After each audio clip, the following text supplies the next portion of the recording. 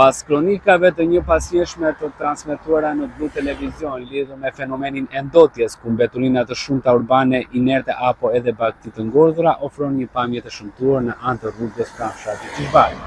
Duket se është marrë një mas, janë hedhur kamiona me dhep për të mbuluar sadopak ndotjen, por edhe janë vendosur barriera anësore për të mos lejuar kamionçinat e ndryshme për të derdhur mbeturinat e ndryshme në anë të rrugës. Kujtojmë se ky aks është një ndër akse më të frekuentuara për sa i përket pushuesve vendas, por edhe turistët e huaj të cilët duhet të shkojnë në Bregdet me himar për të pushuar.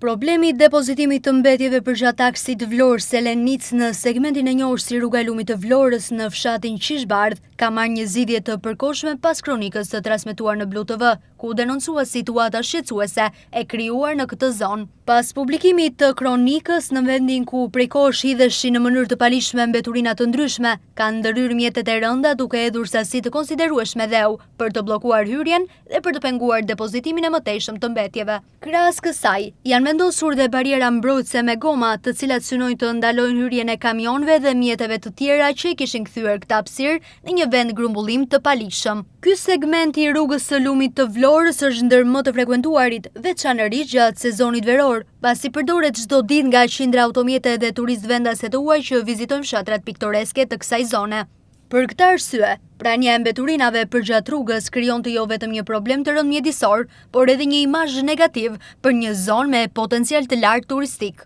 Megjithse kjo ndërhyrje ka sjellë një përmirësim të menjëhershëm të situatës, ajo konsiderohet vetëm një masë provizore. Në zonë ende janë të pranishme mbetjet e depozituara ndër vite, ndërsa mungon një plan i plot për rihabilitimin e mjedisit dhe monitorimin e vazhdueshëm të territorit. Banorët e Qishbardhës dhe drejtuesit e mjeteve që përshkojnë çdo ditë këtë aks shpresojnë që ndërhyrja të mos mbetet vetëm një reagim i përkohshëm, por të pasohet nga masa konkrete për pastrimin e plotë të zonës, vendosjen e kontrollit të vazhdueshëm dhe ndëshkimin e atyre që ndotin mjedisin.